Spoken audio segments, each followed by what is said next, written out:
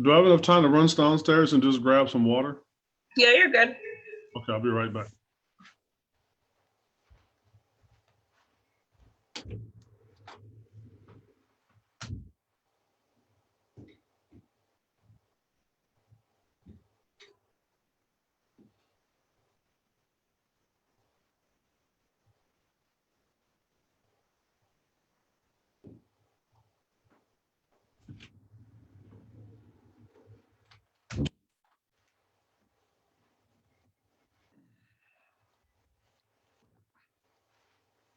Assalamualaikum, man.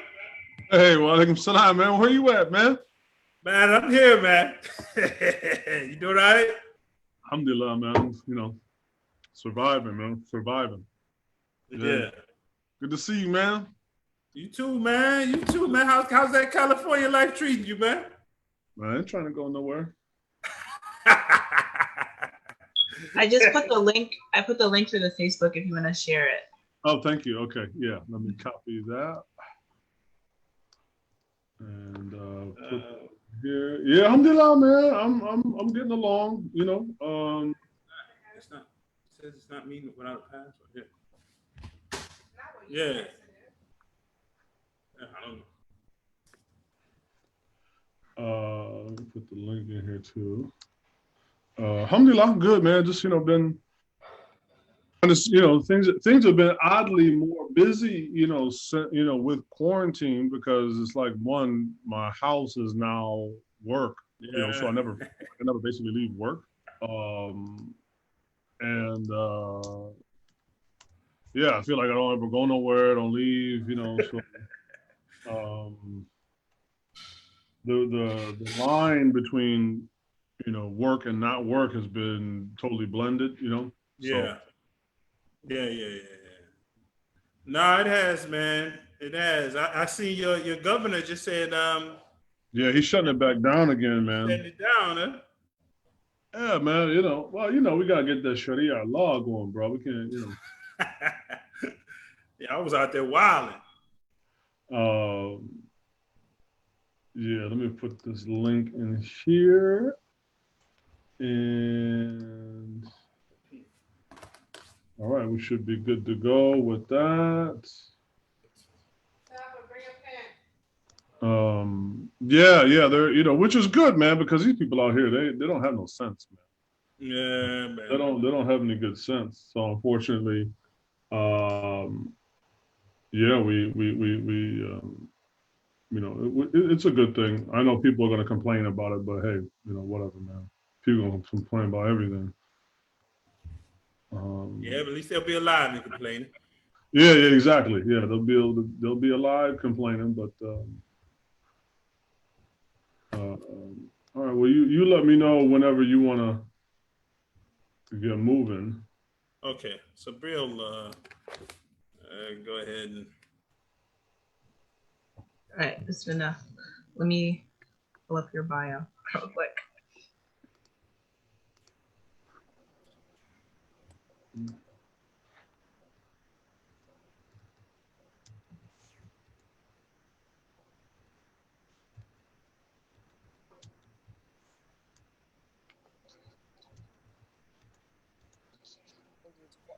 Don't mute me.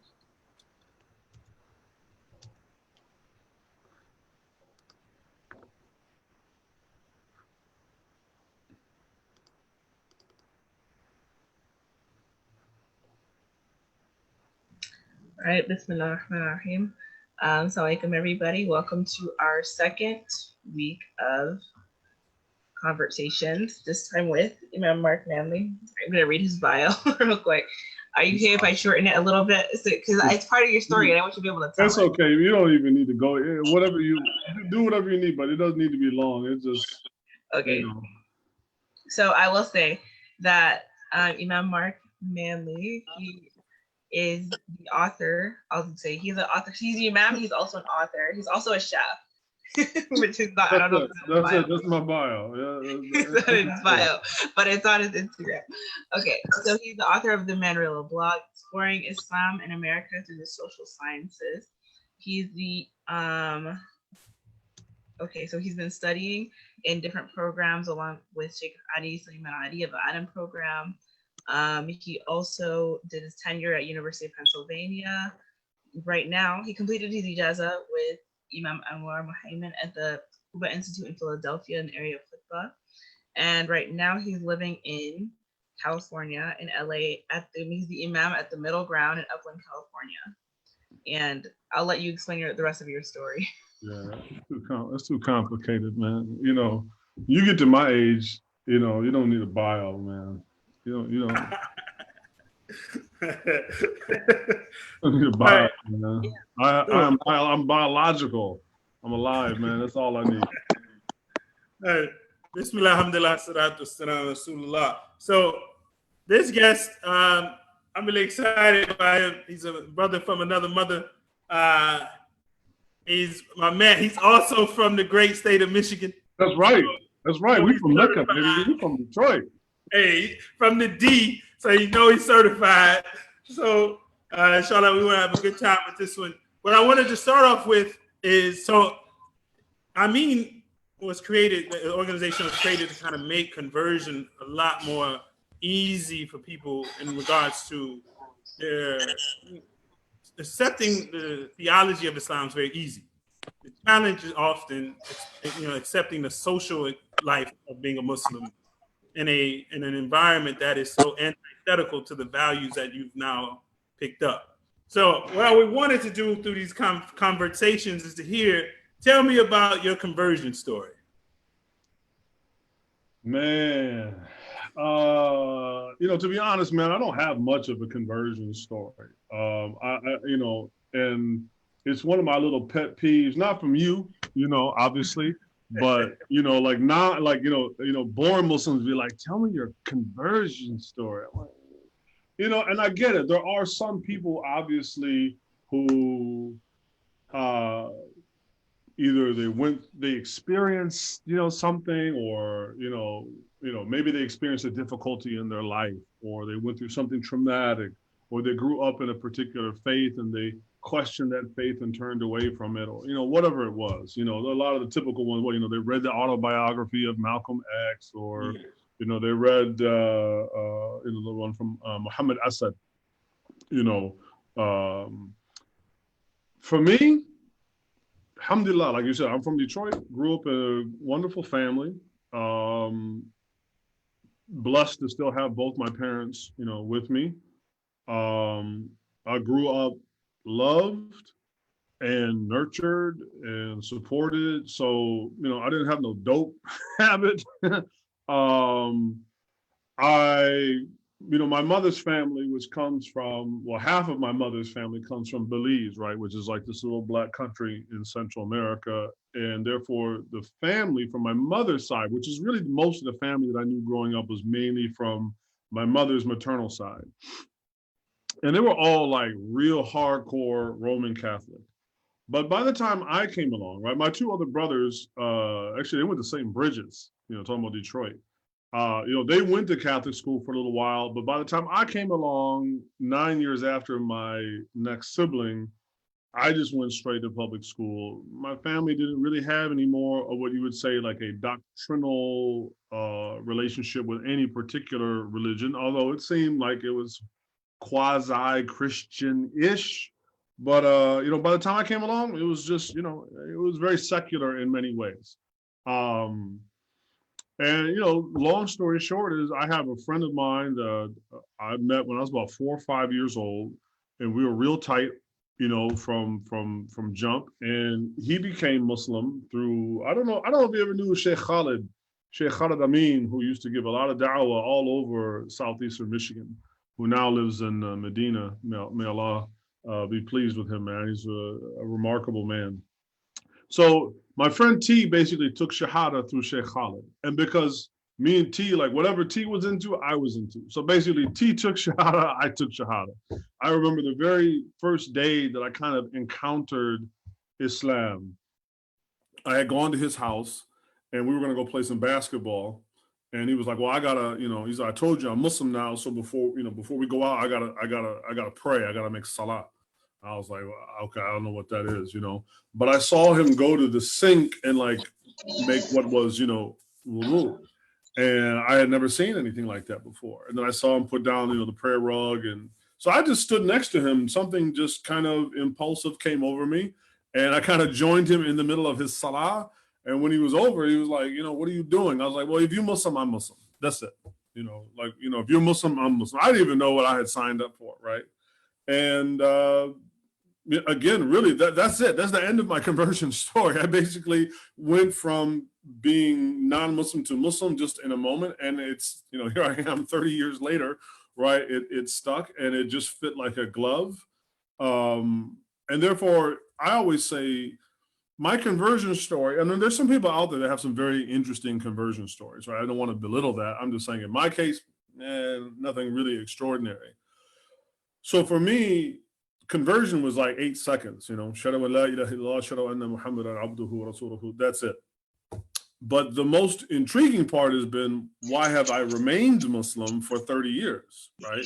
And then have gone along, a kind of a journey here where, I went from just being a regular dude that became Muslim, right, to eventually I kind of got shanghaied into a Muslim chaplaincy position, and by accident started 2 Muslim chaplaincy positions, one at University of Pennsylvania, the other at Drexel University. And then from that, got kind of, catapulted into this Imam position where I moved out here to Southern California, just outside of LA, initially in Rancho Cucamonga, where I was the Imam of the Islamic Center of Rancho Cucamonga, and then left that after about 9 months and opened up Middle Ground, where that's where I'm at now. So, for me, the more interesting thing, if there were to be a conversation of like, wow, not how did you become Muslim, but why did you stay Muslim? What is it that is so, what is it that's so, irresistible, so engaging? I always say, for me, Islam feels more like a compulsion, even though, when we like to proselytize or, give da'wah to people to invite them to Islam, we like to say, la ikraha fi din, that there's no compulsion in religion. And yet for me, I have always felt from day one compelled by the truth claims of Islam that still compel me 30 years on, that are just as compelling 30 years later as they were, when I first began. So if I were an X-Men, that's like my origin story, man. There you go. So that being said, man, 2 things. You kind of jumped ahead on the how are you still in the industry? What advice would you give yourself if you would have met yourself? You were kind of young. So how old were you? 18, 19, I guess, 18. Yeah. So throughout this endeavor, what advice would you have given yourself then when you first became Muslim, knowing what you know now, 30 years later? Oh man, well, one, get college out of the way. Don't go to college when you're 40 years old. That's not a good move. Yeah, I mean, real rap, I think, like, you don't need very much Islam in order to be able to live a good life as a Muslim and a pious life as a Muslim, a life that Allah will be pleased with. You don't need an incredible amount of, knowledge. I know that might sound almost heresy coming from somebody that has obviously spent most of their life, studying Islam and then now in a position where I teach it. But, in reality, because there are things that you will get into as life moves on and you move into different phases in your life. And one of those is, you move into fatherhood. You know as well as I do, man, bills need to get paid, suddenly you have those other challenges. So I would say that, alhamdulillah, definitely learn your religion, really, really learn your religion. But also, get a pliable skill that will give, if not you, because I'm the person that probably could live off of like, grape leaves and Pop-Tarts or something. I could just, I can live, that low underneath the radar. But your children, and especially especially for converts, you know, that may go through financial difficulties, you know, and of course, just because we're Muslim, right, doesn't mean that we're immune from any of the difficulties of life, especially being black, right? So one of those things that we tend to struggle with, right, as so-called African Americans, right, is that financial piece. And you'll be surprised that, you know, if your children grow up and your life is such always, there's always this financial struggle going on in the background. Of course, Allah, you know, Allah does whatever he wants with whomever he wants. But that being said, one of the challenges to your children, to their Islam, will be if they always associate Islam with being broke, right? So, you know, try to not wait, you know, don't be like me and waste your whole 20s and part of your 30s, like, you know, studying Islam to the detriment of focusing and doing, you know, some other things. You know, particularly the culture that we live in doesn't really encourage, or I would say, you know, the culture in general, but then we also got to deal with some things that are particular about our culture as Black folks, right? Don't always encourage us to take life seriously, especially at a young age, right? So if I were to be able to communicate with my younger self and be like, hey, you know, learning Arabic is great, memorizing Quran, all these things are wonderful to do. But you don't need to spend 15 years doing that and then, you know, not realizing that you're going to need some other skills going forward in your life besides being able to recite the Quran or speak Arabic language fluently, which I know that these, you know, these are wonderful, you know, things to achieve. And I know many of us long for that. And I can tell you, like, you know, as somebody that is fluent in classical Arabic, that, you know, memorized all this stuff is like, hey, look, none of that at the end of the day will actually motivate your butt to get up out of the morning and, you know, to pray Fajr on time, right?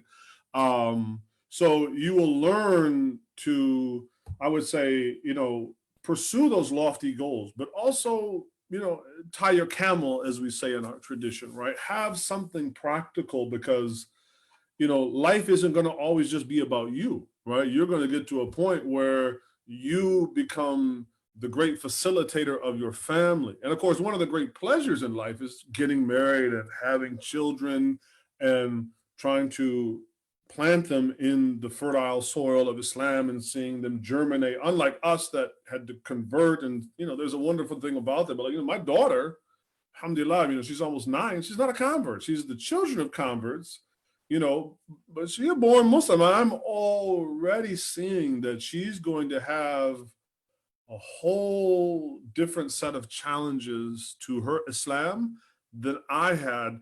Some that will automatically maybe be solved by me being a convert, and then other difficulties where, in the reverse, there are some things that will be solved for her perhaps by being born Muslim, but then there will be other problems, right? So, you know, try to think 1 or 2 moves ahead on the chessboard, that you're not going to just be convert, right? Like, conversion is a moment, and that moment comes and goes.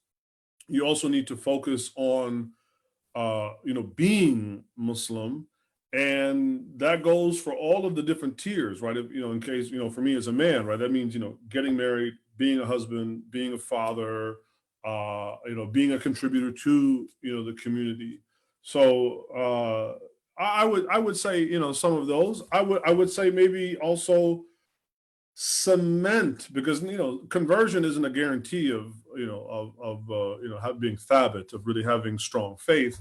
And I would say that make sure that you cement and continue to work on cementing your relationship with Allah, in that, you know, sometimes, especially when you're young, you come into Islam and you want to protest everything, you know, like our, you know, now, okay, let's protest white supremacy, defund the police.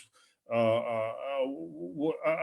know, there's a whole list of things, and you can get to the point where, if we were to take away the object of protest, would you have any Islam left? Or is your Islam rooted in protesting somebody?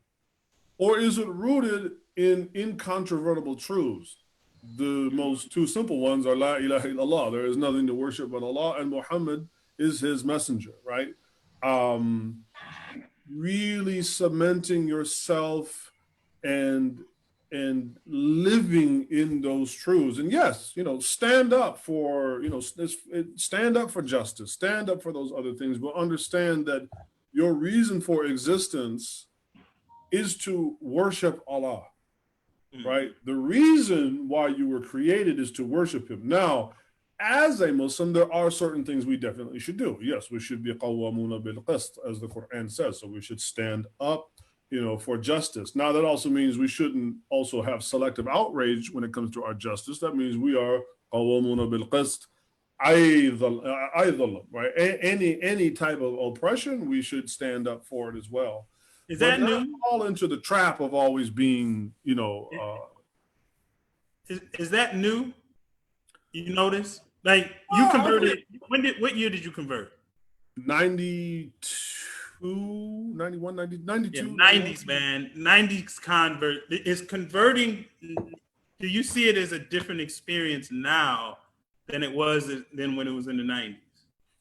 Well, it would have to be, right? Because, time is, everybody has their own time that they come from. And I it's funny, you and I have had this conversation many times.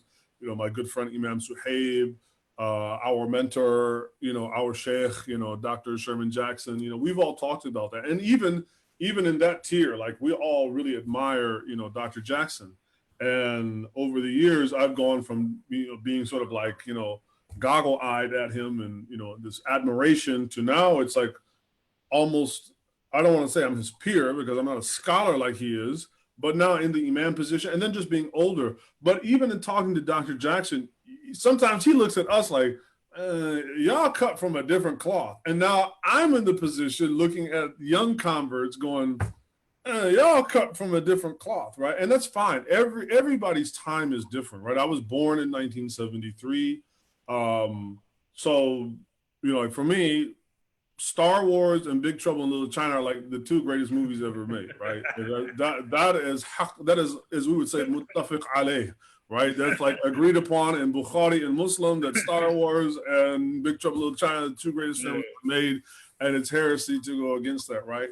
So I was born drinking a certain kind of water. I have a certain palate. I have certain notions. I have certain assumptions, particularly about like manhood, that today people are different, and that some of it is worthy of criticism, but then some of it is, hey man, these people they're different. So I think that we have to also, as I said, not just for young Muslims coming in to the deen to be overly committed to a spirit of protest.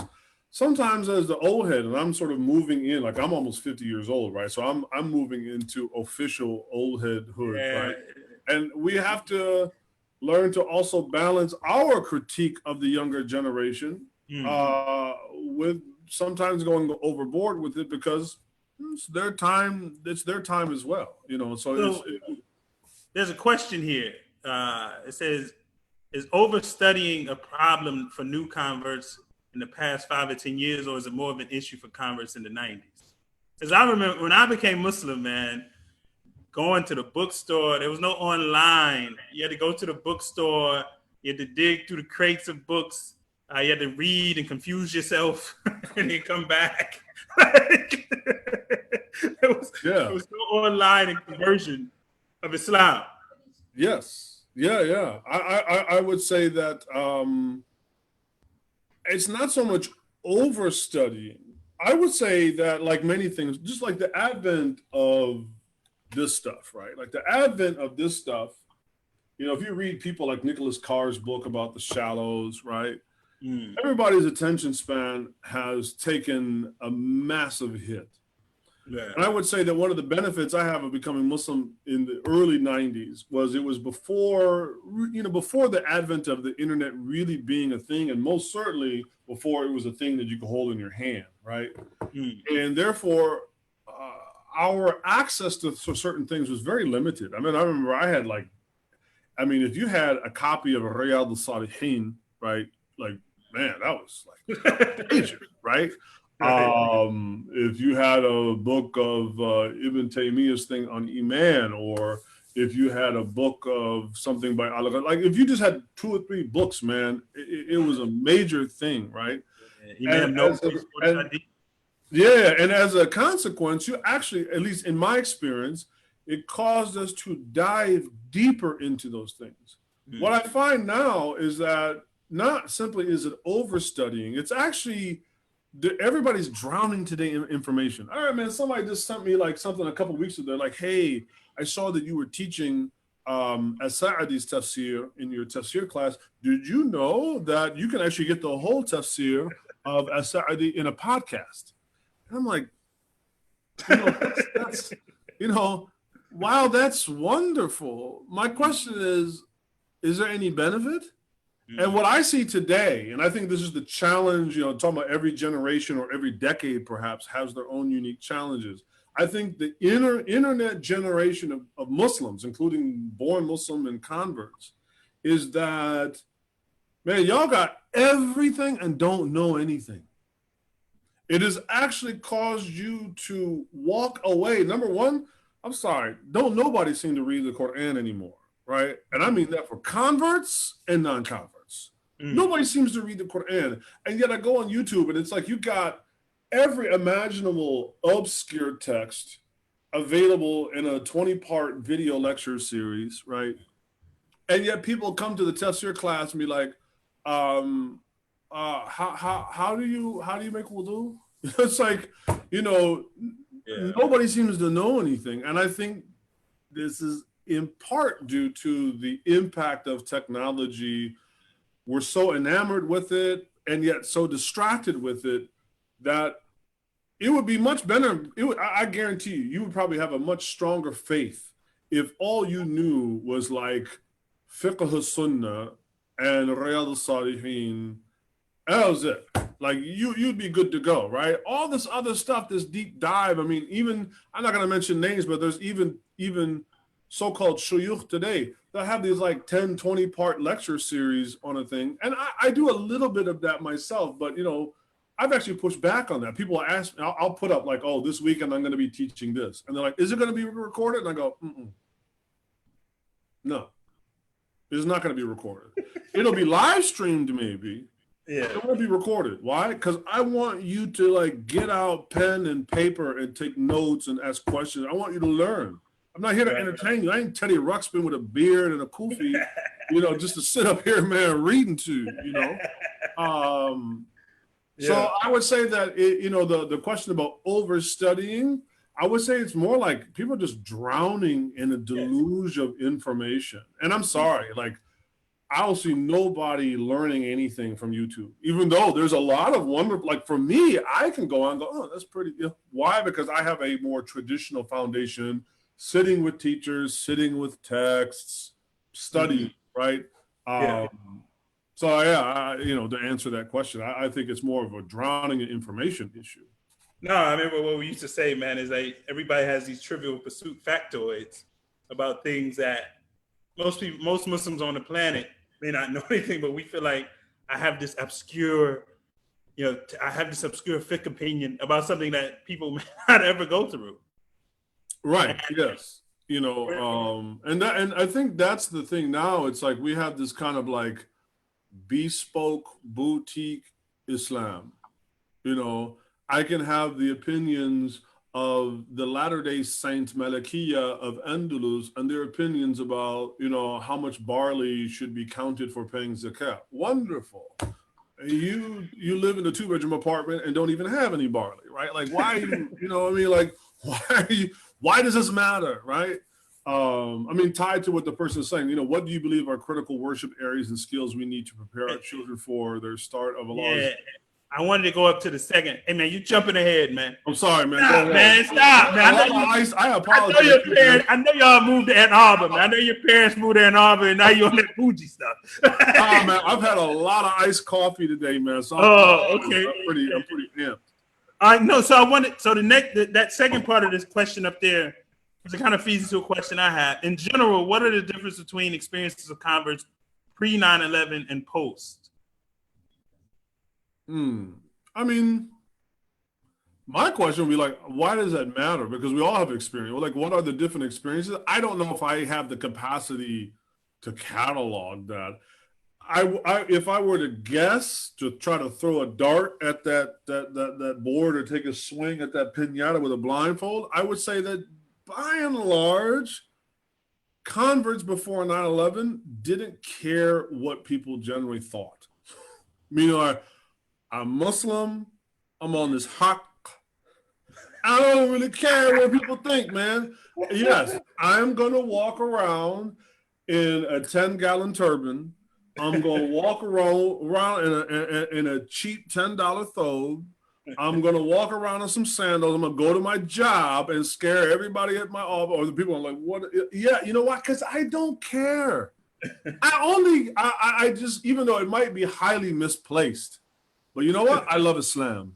And I want everybody to know that I'm Muslim, even if it has some aspects of riyah, of showing off, even if it's a little bit of kind of like just juvenile delinquency, whatever it is. I would say by and large, we were thabitun. We wanted to be Muslim, and we wanted the world to know it. Now it seems like we have to go into like negotiation hokey pokey, right? Like we got to put the left foot in and the right foot out and twist and turn. You know, what was that joint we used to play as kids where you spin the thing and you had the little, you turn yourself around, man. Yeah, man. Or you had that joint on the floor that had the different dots on it and you had to put your feet in. Oh, Twister. Yeah, Twister, right? Now we have like Muslim Twister identity, right? Where it's all about appeasing the non-Muslim. We don't want people to feel this way. We don't want. I'm like, or then and they also come with all these feelings. Maybe I come from that era where, man, as a man, especially, you put your feelings right in here and you put a cork on it and you let it fester and rot and you let it brew.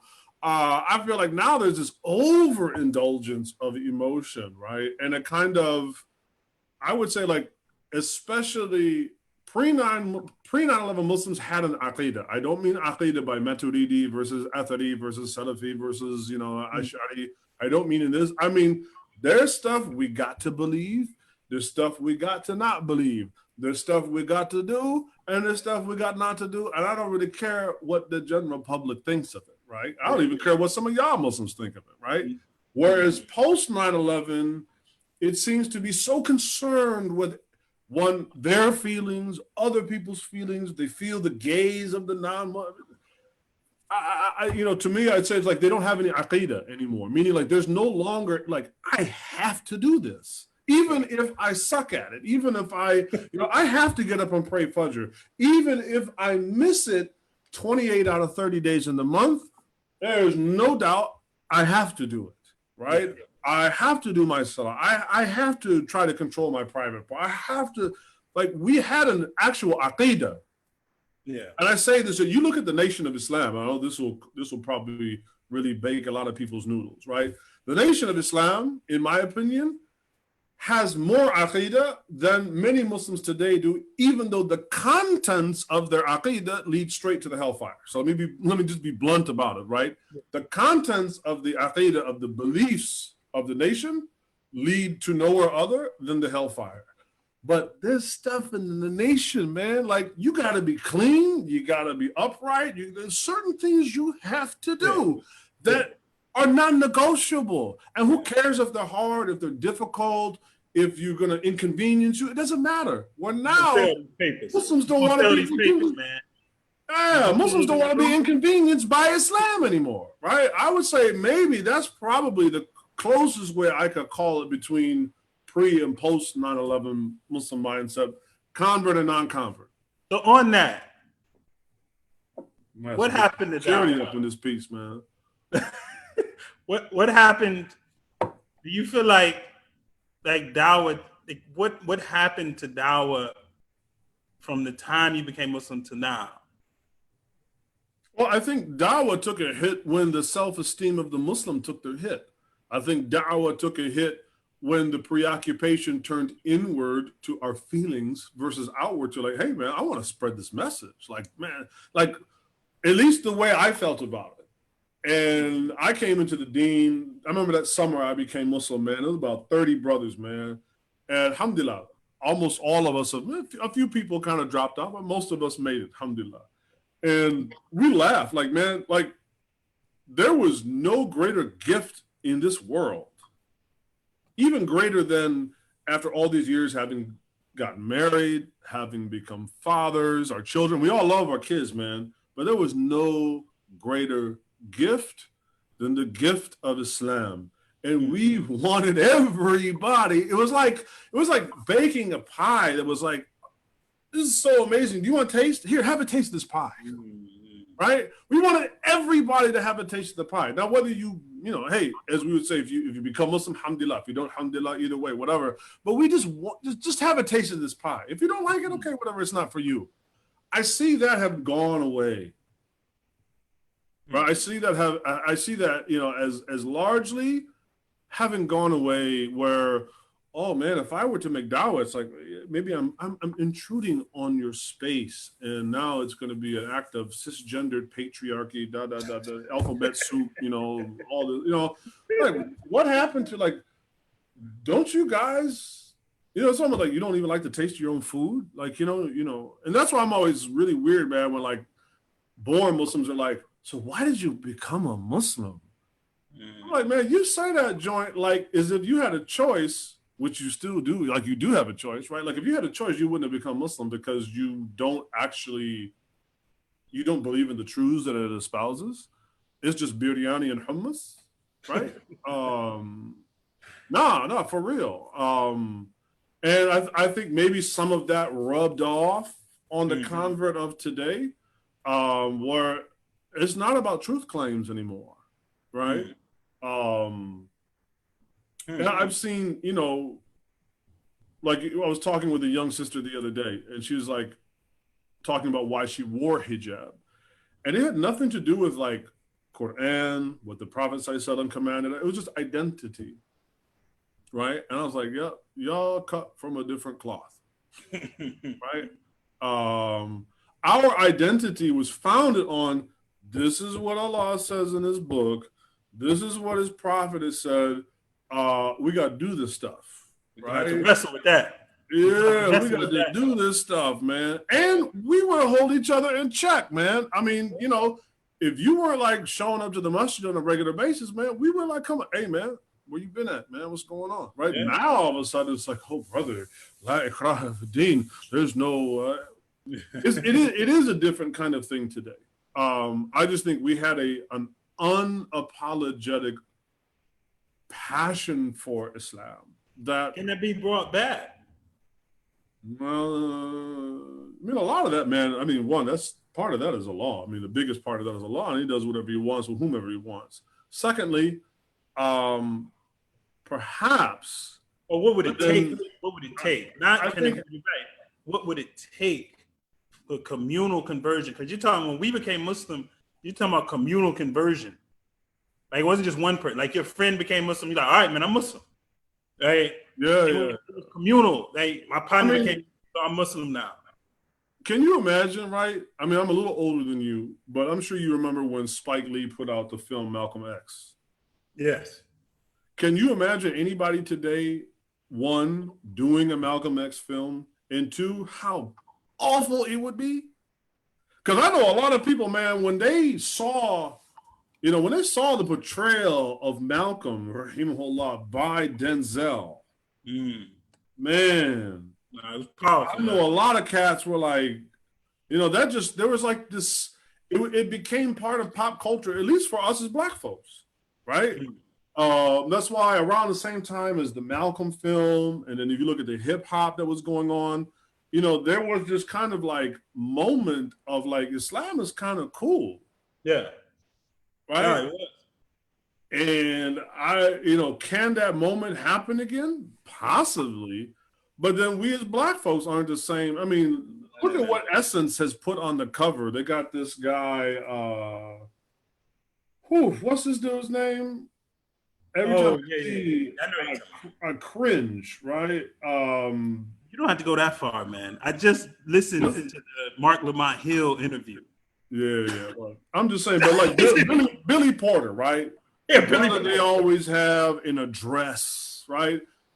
That's where Black America is right now. So, 30 years ago, that was unimaginable, right? Yeah. Simply unimaginable. So times have changed. So I think that goes to show, like, if people are going to come to the deen, and of course, Allah always seems to be inviting people to his deen, it is going to just be different than what it was. I think we have to manage our nostalgia for a certain bygone era and whatnot, because it wasn't perfect either. But we also know, generally from the sort of Islamic eschatological, kind of point of view, is that as time goes on, things generally don't get better. They actually tend to go in the opposite direction. So, yeah, I don't know whether that would be possible to recreate without also the right moment in history. But I'm always open to being surprised by Allah, because Allah is also the Ilah of history. Allah is also the Lord and the God of history. And I'm always ready to be pleasantly surprised by whatever Allah has planned and in store, Yeah. All right. So your parents, and then we'll get to this question. I'll ask it. What do you believe are critical worship areas and skills we need to prepare our children for their start of Allah's test at puberty? So, wow. I was going to try to kind of reword that a little bit. So how do you prepare someone to go on their own kind of spiritual path? Like, what do they need to know about the test of when they reach the age of taklif? I would say, if there's anything that you could do, it would be one. Allah says, وَإِدْخُلُوا فِي السَّلْمِ كَافَةً وَلَا تَتَّبِعُوا خُطُوَاتِ الشَّيْطَانِ, right? Enter in Islam, all of it, and don't follow in the footsteps of shaitan, right? Meaning that when you fully come to the age of responsibility as in Islam, from a child to one of responsibility in the religion, right? You as a parent must also fall into Islam and embrace Islam, all of it. Meaning, don't shy away from the fact that now your kids got to have responsibilities, right? This pacification and emasculation and infantilization of our children will only serve to undermine the development of their faith. So it's like, hey, 9, 10 years old. I mean, I told my daughter, right? Just today, I told my daughter. She's going to be 9, inshallah, at the end of September. And I said, hey, baby. Wow.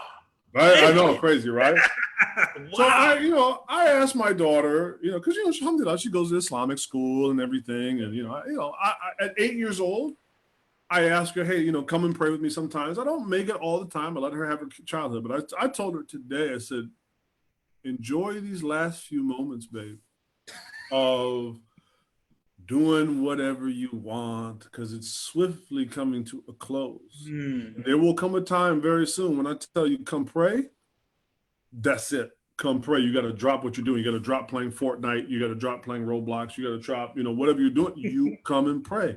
Because now it ain't just about dad, right? I am merely the middleman here. This is what Allah wants from you. And you have to understand now, you above everyone, even above your father, right? You are accountable to the one that made you. And Allah is just as exacting and demanding as he is one and unique, right? Just as Allah is one and unique, he is ahad, he is also demanding, meaning like Allah is particular. He just doesn't accept worship from anybody. Otherwise, why would he call, say that those that are from Ahl al-Kitab, Sharrul Bariya, right? Why would he say these things, right? Meaning that he's particular. He ain't going to just accept any form of worship from anybody. And therefore, now that you are a Muslim and you were born to be Muslim, this is your destiny.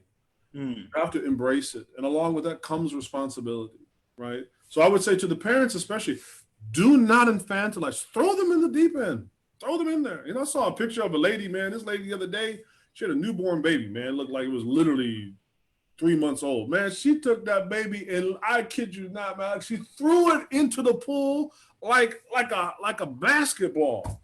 And the baby was like, went in the water. I was watching this like, Did this lady just throw a baby in the drowner? And the baby like came back up, and then it just started dog paddling. I'm like, subhanallah. Subhanallah. Like, right? If we do this thing with courage and conviction and of course, love and compassion, right? Allah is already kind of built into the fitrah, into the blueprint of the human being to do this thing. So but sometimes we're the problem. The parent is the one that has to have the courage to, put them in that pool, man. So let me ask you a question. When you're talking about intergenerational Islam, when you converted, got married, you have a child. I'm pretty sure you had the same fear. I'm pretty sure Suhaib had the same fear. You wondering, will this stay? I still get the palpitations, man. Will this stay? Baby asked me before coming on here. Is this going to stay in my lineage? Of course. Becomes our biggest concern when you have a child. But see, that's wonderful. Here's when I teach, a lot of how I teach Islam at Middle Ground at the Center is like, you will never be able to understand Islam without paradox. Right? There are many aspects of Islam that are paradoxical. And Allah says what? In the beginning part of Surah Al-Hijr, it says what? Tell my slaves that, I am Ghafur Rahim. What? Well, also, I am, and my adab, wa adab is shadid, adim, and my punishment is severe. This is a kind of a paradox. Allah is forgiving and merciful, but he's also swift to punish, right? And in the same way that you will never be able to worship Allah enough to alleviate yourself of having anxieties.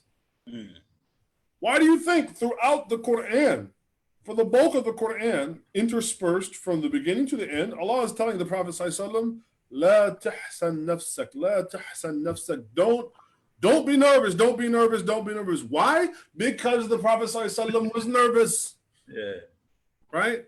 So, but that you have a nervousness about the fate of your child, it shows that you care. You have ghira, you care about your child.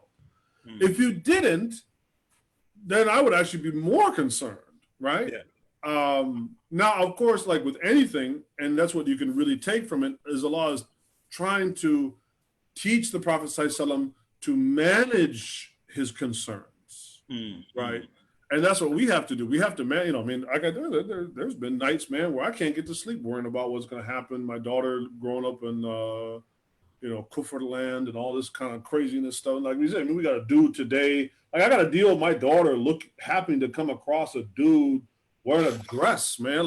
How do I, of course I have many anxieties about the fate of my child because that's what I'm worried about. Of course, I want my daughter to be healthy and this and that. At the end, though, man, I want my daughter to go to Jannah. I want after I go in the dirt and come out, I want to go to Jannah, and I want my daughter to go to Jannah, and I want to spend Jannah with my daughter. I want that to be part of my akhirah.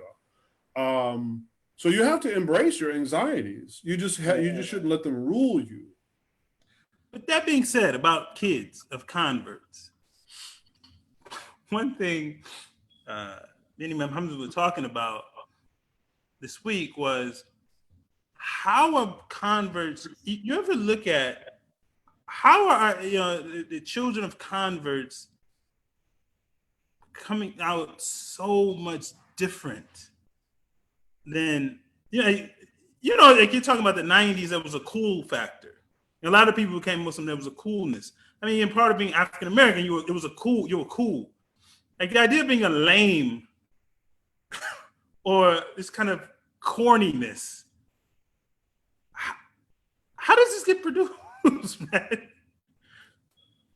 I mean, I think, again, a lot of that just has to do with how times change. And of course, while we may feel we're cool, I'm sure some of our kids look at us and go, Dad, you really ain't that cool as you think you are. I know you think you cool, but you're not really, right? So some of that might just be us, overindulging how cool that we think we are. Is it the socialization Well, social again, this is the stuff that has disrupted socialization, right? Because you know, when I was young, and again, I'm only a little bit older than you.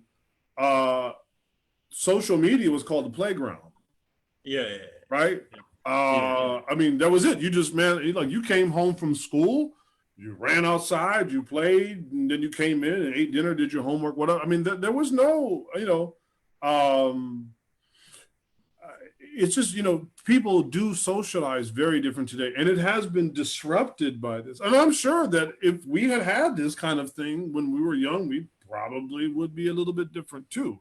No, I'm sure. I'm sure we would. So I don't think that, at the risk of making it like a one-trick pony, I don't think we can really overemphasize how this has completely changed the way that people socialize. And then now you add to it, man, there ain't no socialization at all now because of COVID-19. Who knows where this is going? Inshallah, it really is something temporary. But if this lasts, I don't know what's going to happen to this generation, man. I guess they're going to have to, because I'm at that point now, man, where I'm looking at them hadith about two goats and going to the top of a mountain somewhere, man. I'm becoming antisocial, man. Forget about social media. You're on that bowling alone program. That's right, man. That's right, man. So, with that being said, there's a question: how do they balance the overstudying of the previous generation and the possible over protesting of the current generation? How do you balance those two? I think one is just when I was younger, I went to cooking school, man, and there was a phrase that you learned like your first day in class in culinary school, and it's a French term they call mise en place, right? Everything has its place, and studying has its place, but we're not here to only study, and there's some stuff we got to do, right? If we are all in the books and aren't just doing things in life, then that's problematic. But at the same time, we aren't here to protest either. We have to affirm. I mean, even our declaration of faith, again, going back to that paradoxical understanding, it is at once negation but affirmation. La ilaha, right? There is no God, illallah, except, right? So it's a negation and an affirmation. So everything requires balance. We are not here to study and just ignore the plight of the world and situations around us.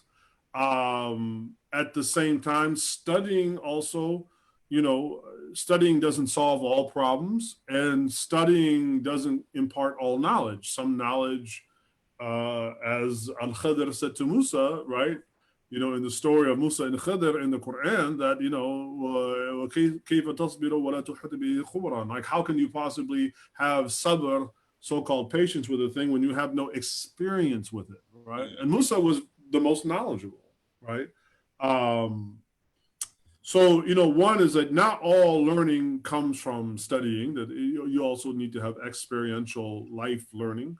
But then two, we aren't here simply just to protest, that we also have to, as the Prophet ﷺ demonstrated to us as the perfect living example, you have to also provide, if nothing else, alternatives.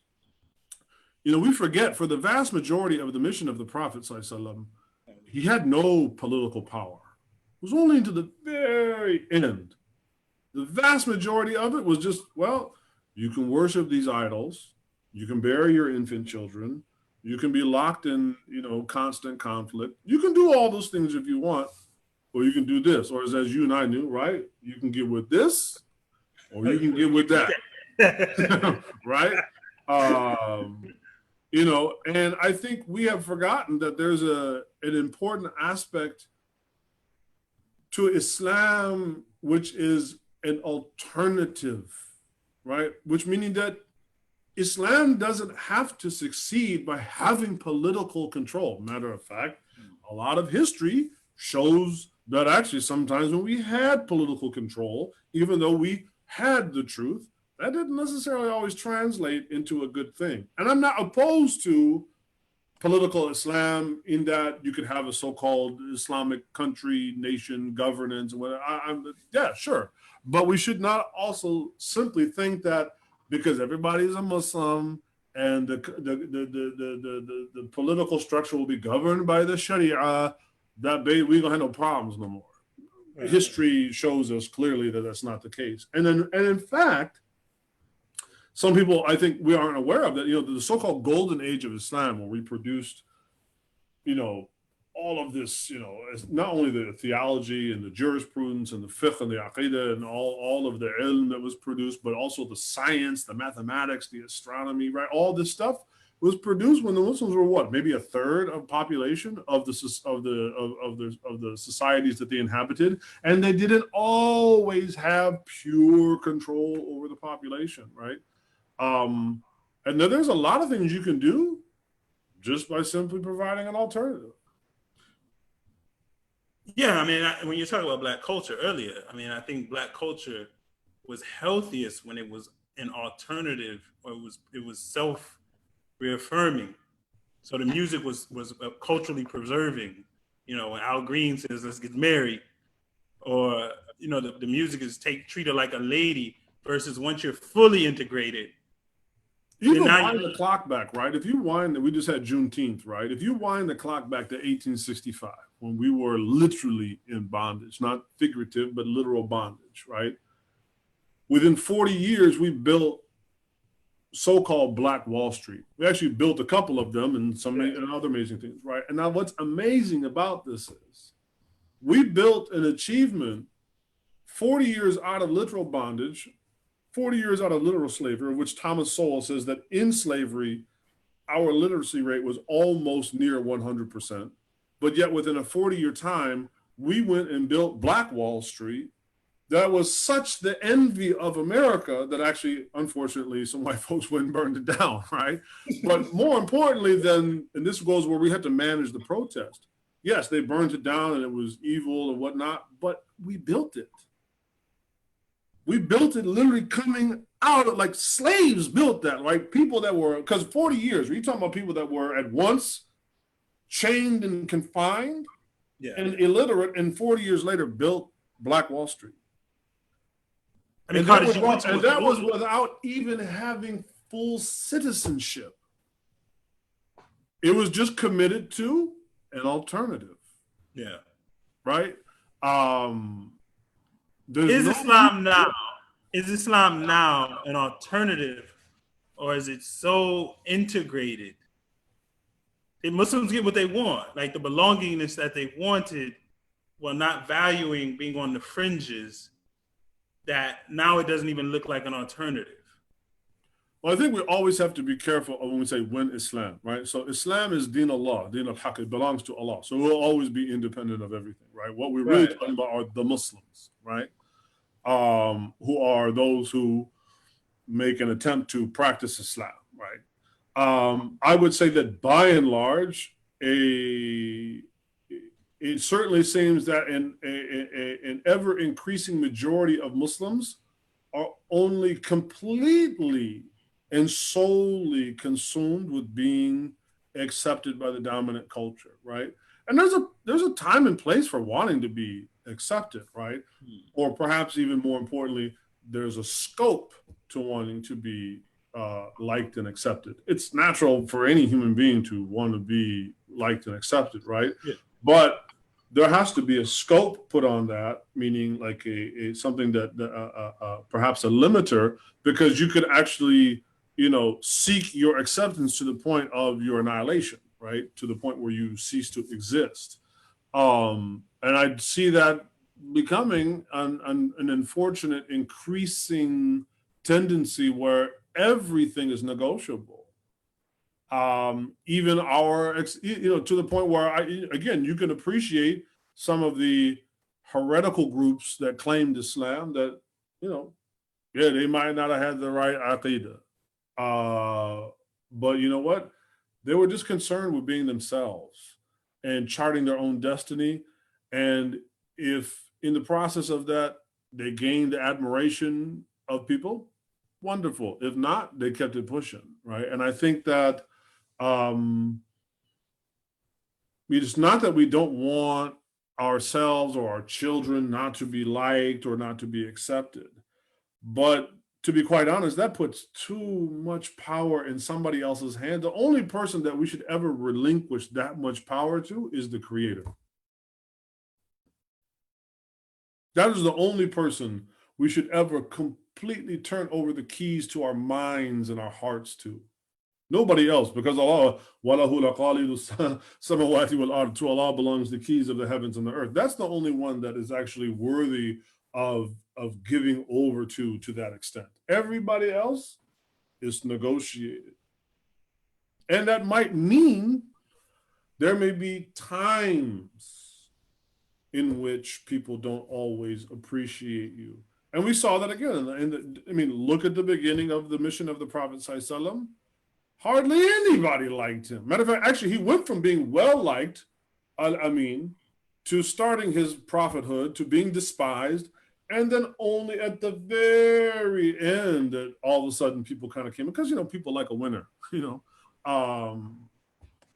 So we have to be careful of just surrendering that, to somebody and assuming that they will have our best interest, because, you give that over, they might decide like, well, now that it's kind of like, look what happened with Angelus. Christians came in and like, man, I really like what you did with the place, man. I like this Alhambra. I like all this art. I like this poetry, man. Y'all did a stunner with this one. You know what? I think I'll take it off your hands. Yeah. Yeah. So they didn't have an army to protect themselves.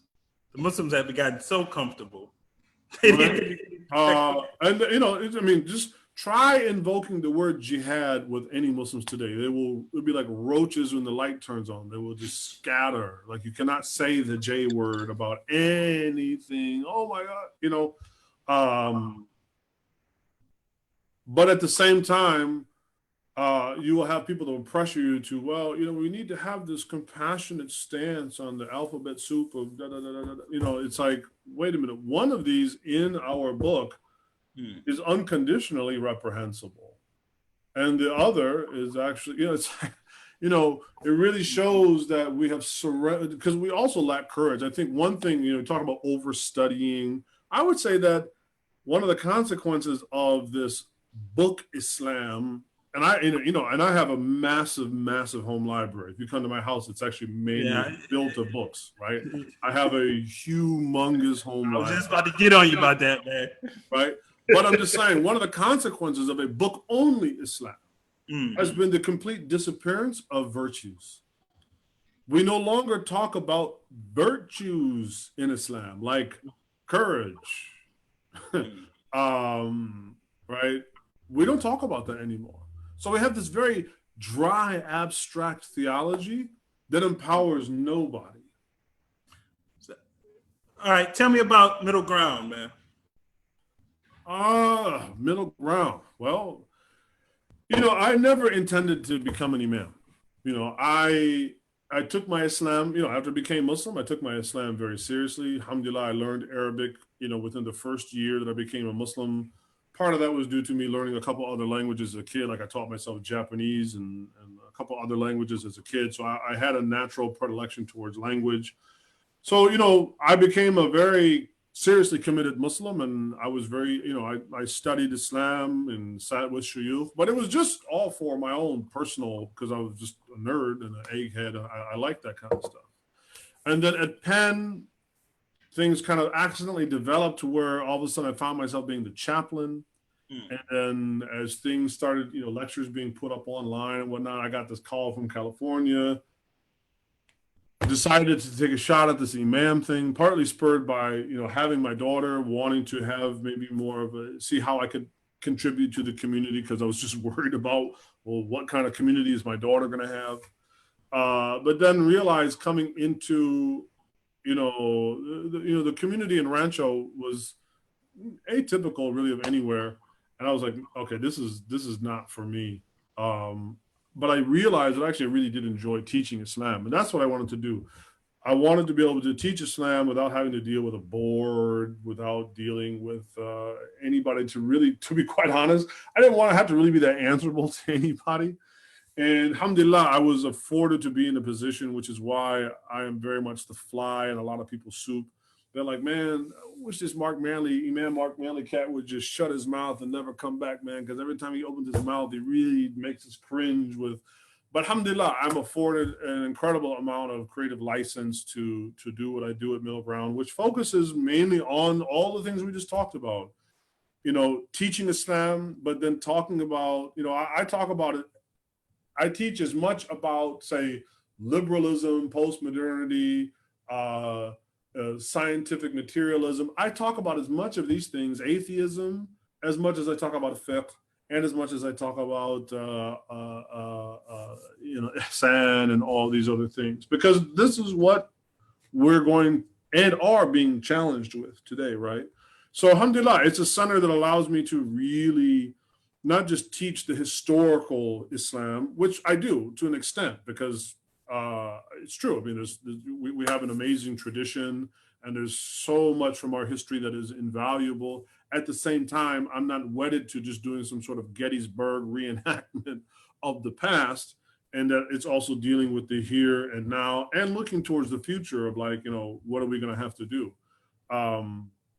So it's a place that it's more of we focus, as we say, on two things: education and socialization, right? We really saw the need not for another masjid, right? If you want to go pray Dhuhr or you want to pray Isha and Jama'ah, there's plenty of masajid to go through, right? But none of those masajid have any educational programs offered to really speak of, right? And most certainly not for so-called converts or new Muslims. So we said, well, you know what? Let's try to fill a niche position instead of trying to be like a little masjid. We do offer Jum'ah prayer there, and we pray, before COVID, right? We would pray Jum'ah there. We would pray Fajr on the weekends and a few salawats here and there, but we're not open 7 days a week or 5 times a day for all of the prayers.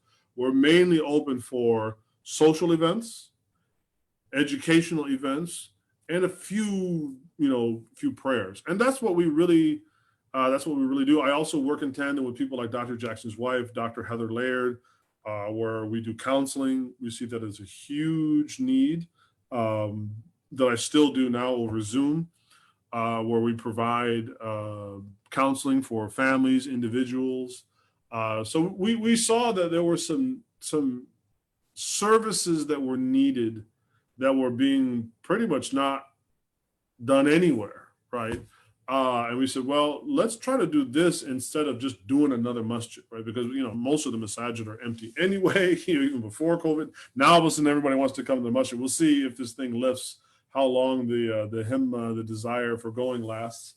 But that's what pretty much Middle Ground is. And it's very, I would say it's very informal.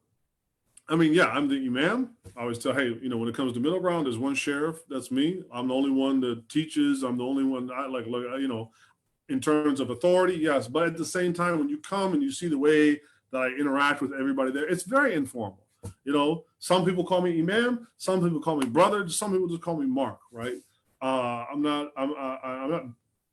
obsessed with titles and whatnot. I don't sit on a dais and people kiss my ring or any of this other stuff, man. I mean, we get together on Saturday, like we'll pray Fajr, and then we make breakfast that I cook there for everybody. So I get to give everybody a little Sheikh Chef love, and then we do like real deep dive, studying. And what I've seen, our numbers have continued to grow to where now we're kind of kicking around that hockey puck, at least before COVID, of like, are we going to have to move to a bigger space again? Especially because I would say at least a third of those who come are converts. Like, we've really become the space where converts feel comfortable to come, where one, they won't be made to feel odd, like, what are you doing here? Or they can ask questions, or they just feel a certain level of comfortableness that, okay, the dude with the fancy hat that's in charge, he's kind of like me. It's been a blessing, man. I mean, to make a living teaching Islam is amongst the greatest blessings any human being can be given. So there's a question here concerning that. How does the lack of physical socializing in today's religious spaces affect the religious maturation of new converts? It affects them, and it affects them negatively, very much so. And it doesn't just affect converts; it affects everyone, right? Allah has made us to be social, and He has made this deen to be social. You know, قَدْ أَفْلَحَ الْمُؤْمِنُونَ, right? That the believers are successful, not just any individual person, right? And I think we've lost that. I think, you know, we've made our masajid more into like no touch museums. You know, like how many I used to battle with people when I was imam at the Rancho Masjid.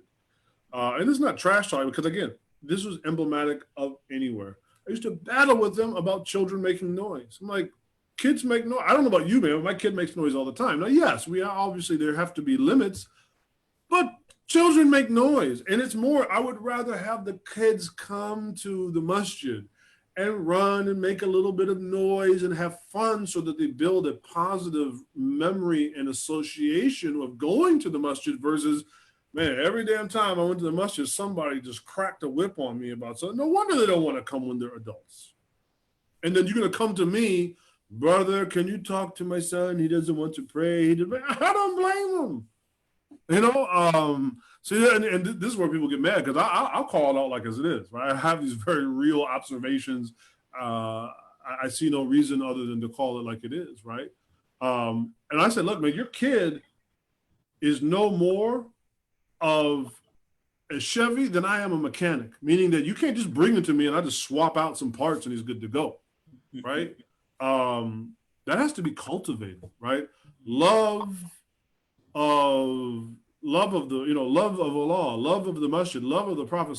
These things have to be cultivated.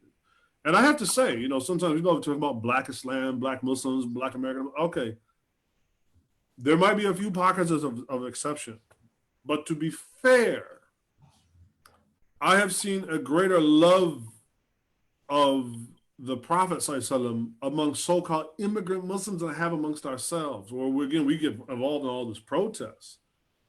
And there's a place for protest. But like, hey, man, at the end of the day, whatever solution we want for what we're protesting for is not going to come from any other than the book he revealed to us and the manner of his lifestyle. Why do you think that is? Why do you think African Americans don't know a lot about the Prophet, if you're saying? Well, I mean, I think, you know, one, certainly there is those historical, to be frank, non-Muslim, pseudo-Muslim organizations like, you know, More Science Temple, like the Nation of Islam, created a lot of confusion about, you know, where Allah became almost kind of, even though they wanted to say that Allah was a man, a'udhu billah, right? It seemed to, you know, I think it created some confusion in some minds, especially for those then that, and I'm just speculating, perhaps out of moving out of that and coming into so-called Orthodox Islam, you know, maybe there's just like, I'm never going to give any man that level of admiration again, because, you know, obviously in that context, it was blameworthy. So, I really don't know, but, and I'm not saying that love has to always equate sitting around, you know, beating a tambourine and singing, you know, qasidas and this kind of thing. You know, I'm not saying that to advocate one group over another. And I know that, you know, like for instance, I would certainly say that, especially somebody that came through Salafiyah, and there's actually things of Salafiyah that I really admire. But I would say that in my experience, while we learned a lot of aspects and details about the Prophet ﷺ, we didn't necessarily learn to love him. No. Right? It seemed like our teachers that were teaching us, okay, this is the way that the Prophet ﷺ prayed. This is the way he held his hands in the prayer. This is the dua that he would make, and which is, alhamdulillah, I definitely want to do the things that the Prophet ﷺ did. Right.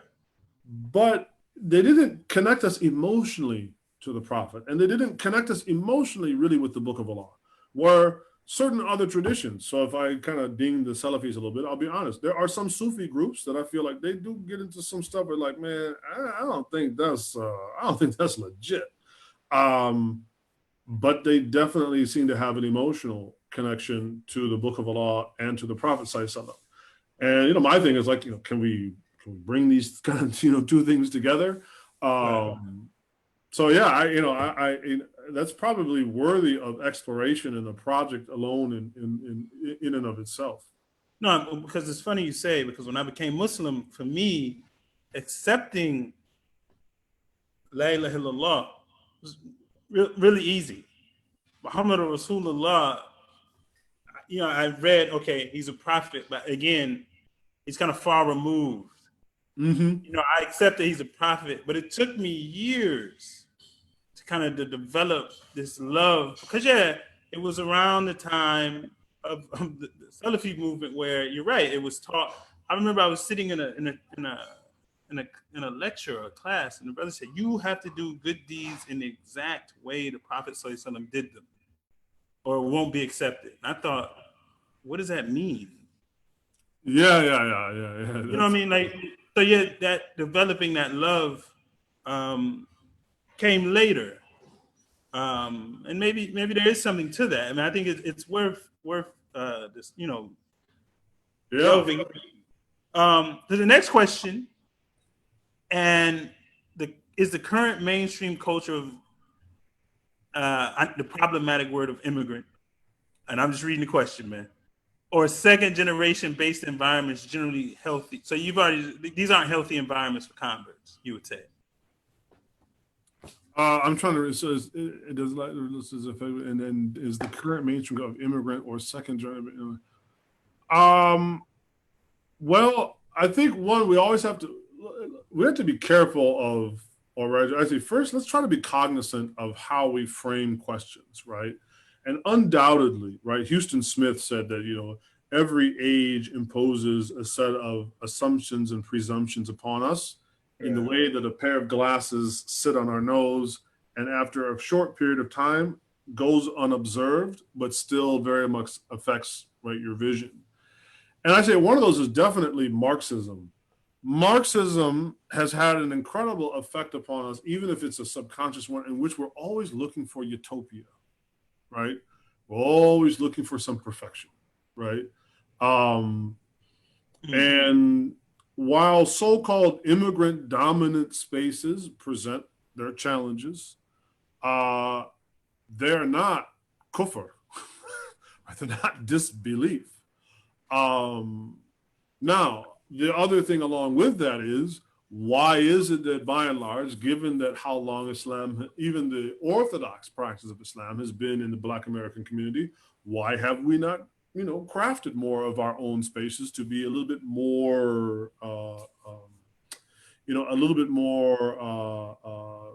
receptive to, right, or reflective of our psychologies and whatnot.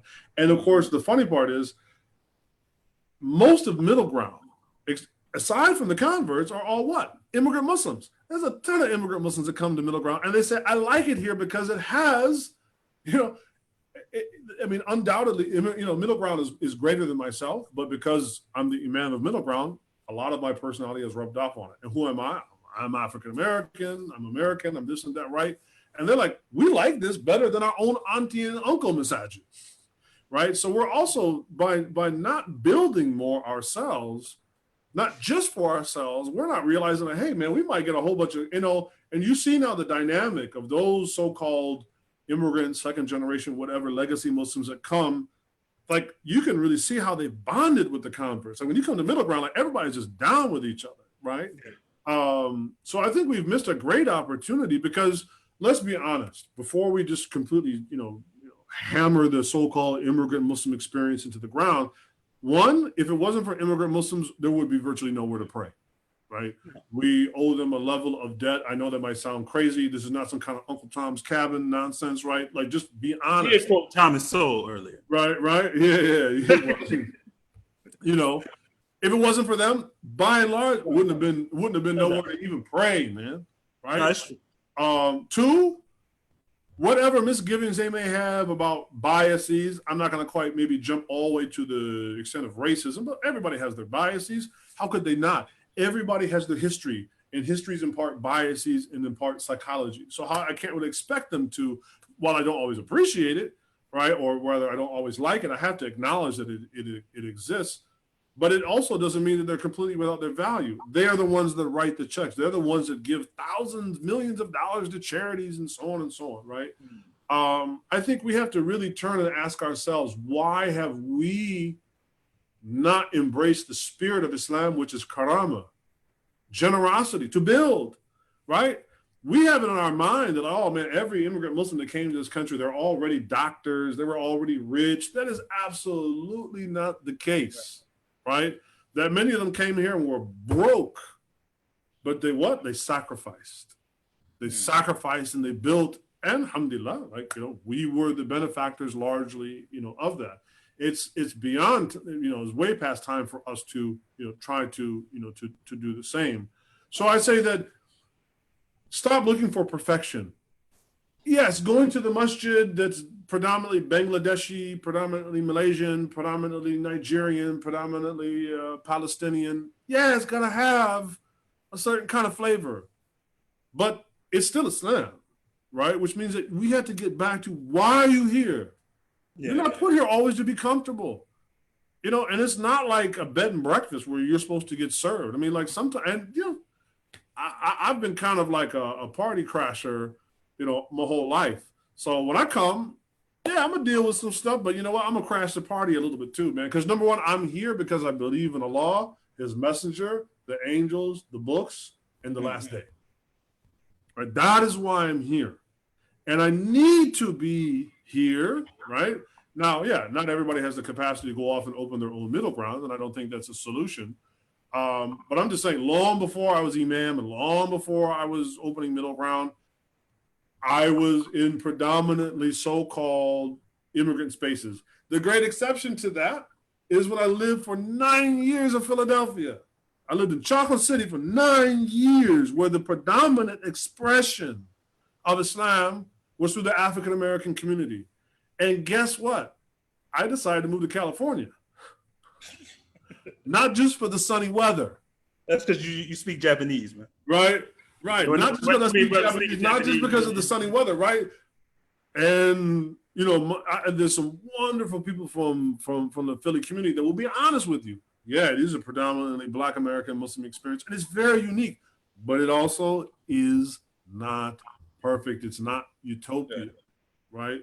If that were the case, I guarantee you, I never, even as much as I love the weather here in California, trust me, I never would have left. Because there were some things that were amazing about Philadelphia. It was actually the first time being in a Muslim environment where the predominant expression was indigenous. But there was no appreciation of that whatsoever, and you couldn't lead that horse to water. And the weather as well. So, what is that? That being said, we're gonna wrap up, man. So you can go catch your. You done your walk today, man? Me? No, actually, I'll probably go out in about 45 minutes, maybe an hour, because it was pretty warm today. I try to let the sun come down a little bit, man. It's hot out here, man. So you just had a couple questions left, man. So one was, at middle ground, you get sisters who come.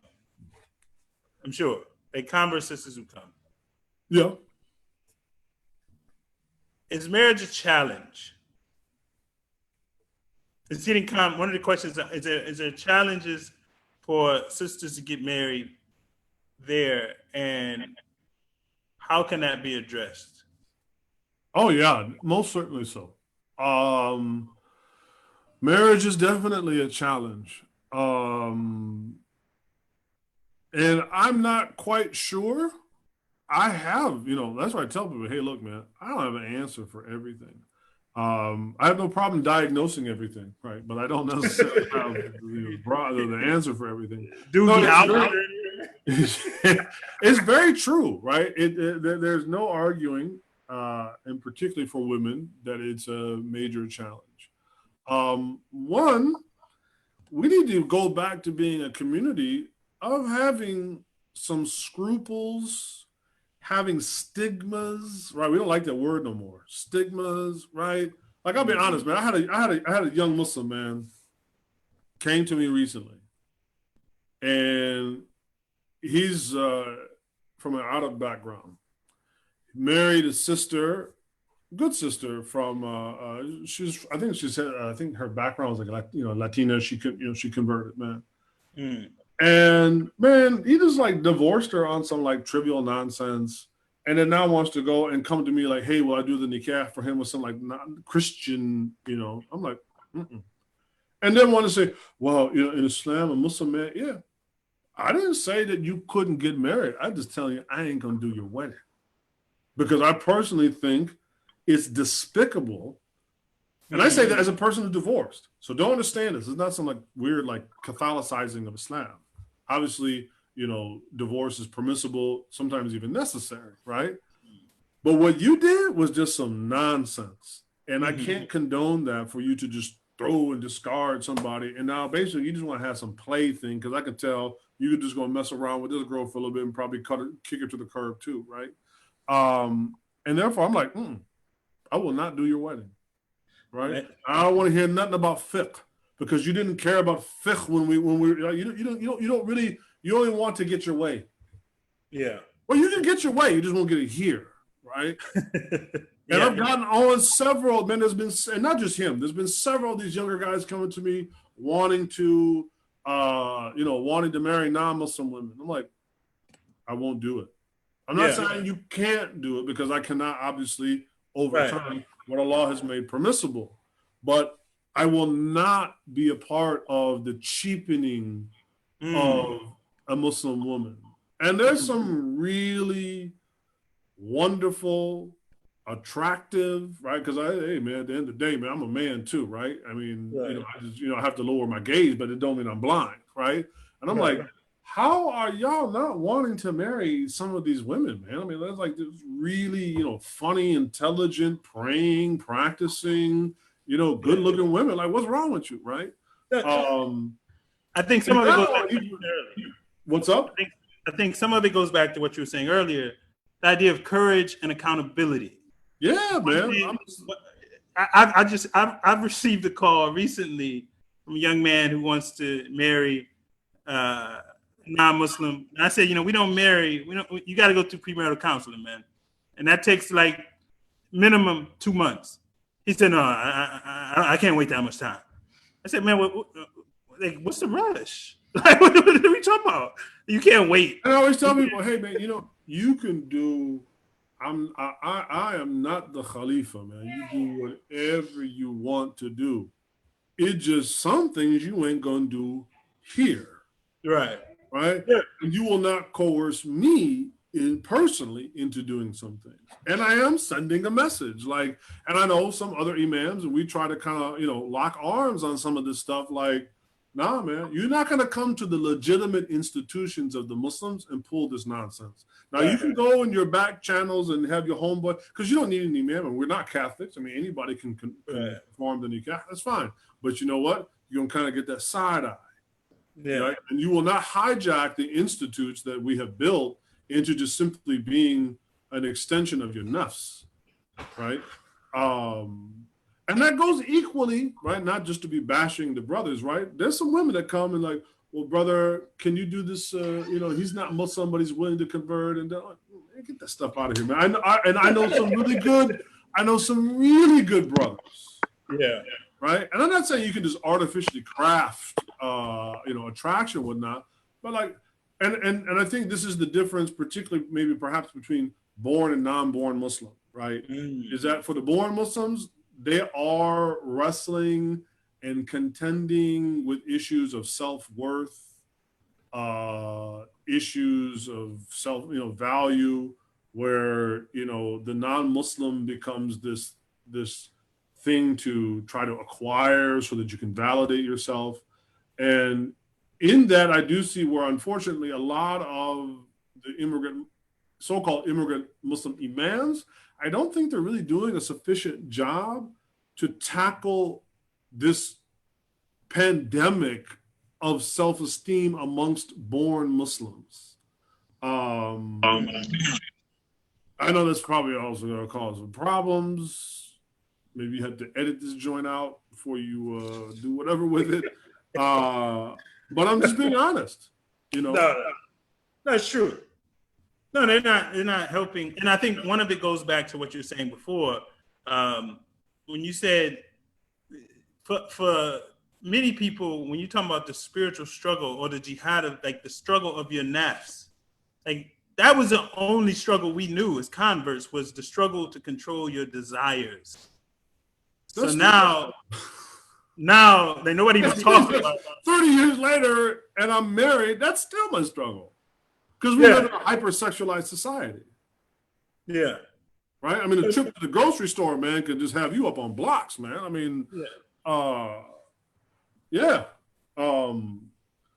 And again, there's an unwillingness to just acknowledge that. Like, just to be honest, like, man, I don't think sometimes these old school imams, old world imams, I don't think they really realize, man, like how, again, I'm not saying every so-called born Muslim, immigrant Muslim is coming wanting to do that. They're always coming from some place that's despicable. No, I mean, sometimes they're just struggling with their nuts, and I get it, from living in a super hyper sexualized society. And then they themselves, instead of creating stigmas, they've actually created roadblocks to marriage, and they're not one and the same, right?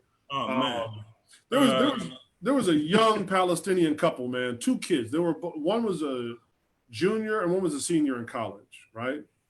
And they were good kids, man, good kids. They were, almost done with their undergrad degrees, praying 5 times a day on time, and they came to me and said, look, could you please talk to our parents? We want to get married, and they're not letting us do so. So I brought the parents in from both sides, and I'm like, what's the problem, guys? They're like, well, no, he has to finish his PhD, and she has to. I'm like, are you out of your minds? I said, let me get this straight.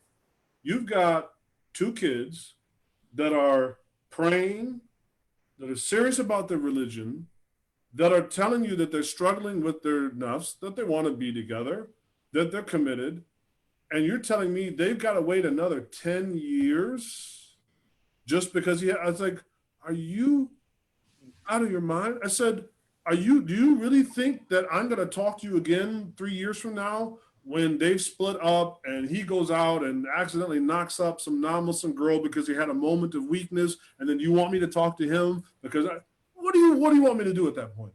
Nah.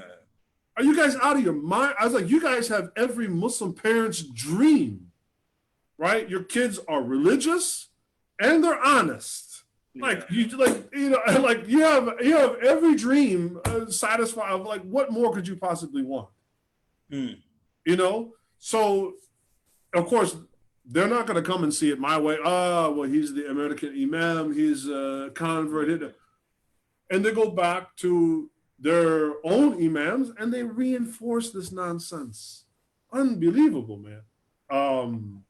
In that way, being a convert was easier in terms of getting married. I don't know. I have to say, structure. It was hard. I mean, I didn't get married until I was 35, 36. Really? Yeah. Meaning that I became Muslim around 18, 19, didn't get married until like almost another 18 years later. I had an extraordinary hard time getting married. We're going to have to bring that one on another. We're going to have another. You're definitely going to need some security for that piece, man.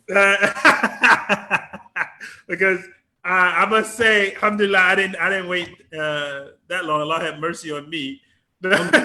No, that would also be something I would definitely tell, not that I didn't try, but I would say, maybe try harder or other things. But then also, I again, going back to, having a legitimate, more ducks in order, maybe I could have, but then again, not making the ducks in a row, not taking that to an absurdity, right? Like, okay, yeah, let them finish their undergrad.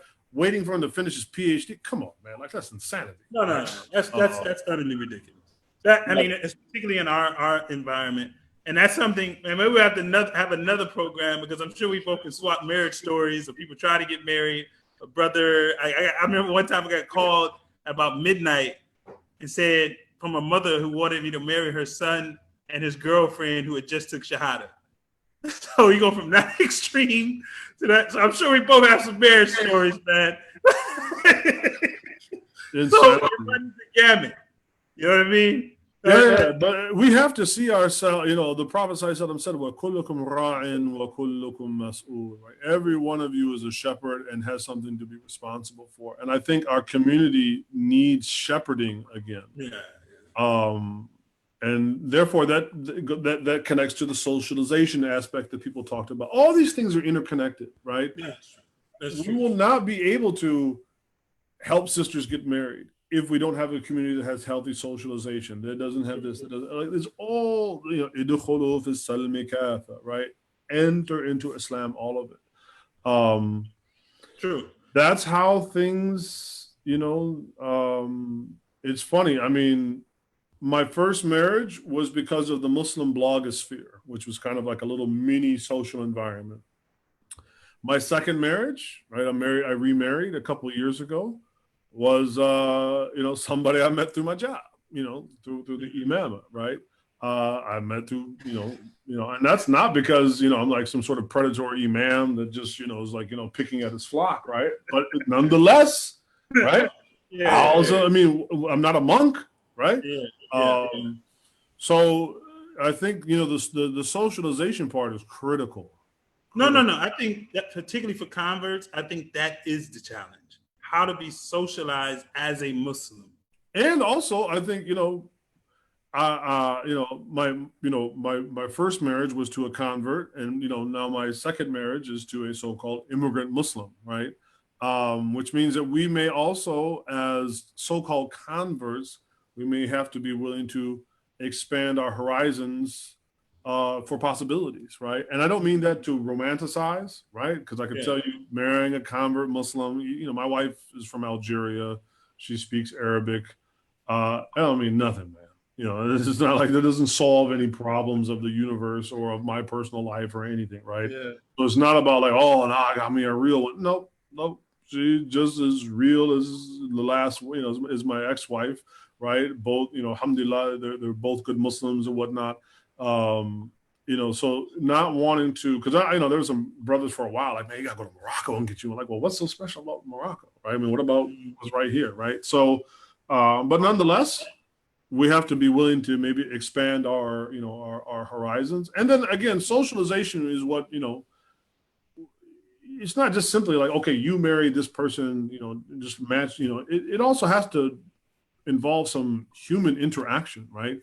And that we don't want to, just as we talked about this sort of dry theology and not really connecting ourselves emotionally to the Prophet ﷺ, right? In Islam, we don't want to banish sex from the, you know, or those feelings or those attract. We don't want to banish it from the public sphere. We just want to tamp it down, right? I mean, I met my wife that I'm married to now again through work. She came to the masjid. She had on hijab. She was covered, but what? I was like, oh, well, she's pretty, you know. I mean, like, so if there wasn't even that connection, it's not going to happen, right? And I see that, like, some of the problems we have with divorce is that people are getting married and they're not really having sufficient attraction to one another. And let's not, you know, I mean, hey, man, you know, let's not take something that our religion asks us to do and then take it to the absurdity, right? You know, stay with, you know, Allah says, tilka hududullah, right? These are the boundaries. Okay, but within the boundaries, we can be very creative. And we have to allow for, you know, I remember Dr. Jackson said one time, he's like, you know, yeah, he's like, man, he's like, look, I got a boomstick for anybody who wants to get funny with my daughter, right? But if my daughter, in her interaction of going to Islamic school or going to the masjid or whatnot, sees little Ahmed and little Ahmed kind of, you know, looking at her and she looking at, and, you know, like they develop, he's like, that's cool. He's like, look, man, I can rack the gauge anytime I need to, right? So I'm gonna keep everything halal. But at the same time, I don't really have a problem with letting a little something bubble there, because at the same time, if they're going to get married, and let's be real, if people are going to get married, and that is the only place they're going to satisfy their carnal and sexual desires, it's got to work organically, right? And that's where again I understand this. They might have done it in Andalus one day. They might have do it in Pakistan one way. They might do it in Egypt one way. They might do it in Senegal. Okay, that's cool. But we got to find what works here within the framework of what Allah has revealed and what His Messenger has given us. Otherwise, we're gonna, what's the alternative, right? Yeah. Hey, man. I always enjoy talking to you. Yeah, man. Alhamdulillah, Yeah, I always love it, man. We're gonna have to do this again and talk about converts, marriage, and divorce. Yeah. That is a big challenge for people. Inshallah. Yeah. So we'll go ahead and end here, man. I'm gonna wrap with you. I'm about to holler at you this weekend, man. Please do, man. It's been too long since we had got a lot to talk about. Raps. Yeah. A lot to talk about. Off the mic conversation. So you go ahead, man. Lead us out, man. Inshallah. For me, one of the most beautiful and simplest, du'at is the one from the Quran where Allah says, "Rabbana atina fid dunya hasanatan." Oh Allah, give us the best of this life. Oh Allah, give us azwaj mutahhara. Oh Allah, please give us, pure and beautiful spouses for one another. Wa atina fid dunya hasanatan. Right? And oh Allah, give us both of this life and the next. Right? Give us the best of both. Give us pure, beautiful spouses, husbands and wives in this life and in the next. That will be the qurratu a'yanuna, that will be the coolness of our eyes. Waqina a'dab an-nar, and of course to protect us from falling into the fire. وصلواتك وسلامك على نبيك الكريم وعلى آله وصحبه أجمعين. And of course, may you and your malaika, may your angels always send never-ending blessings and prayers upon our beloved messenger, our beloved example Muhammad, and upon his family, his house, his companions, his helpers, his wives, and his progeny until the end of time. Ameen. Ameen. Hey, man, you have a good night, man. Give your wife salams and your daughter salam. You too, man. You give this same to your whole crew. Alhamdulillah, mashallah. Man, your daughter's like grown, man. Like kids so fast, man. Ooh, man, I gotta take another baby aspirin when I get off this joint, man. All right, brother. I'll holler at you, man. Inshallah. Assalamu alaikum. Alaikum salam wa rahmatullahi wa barakatuh.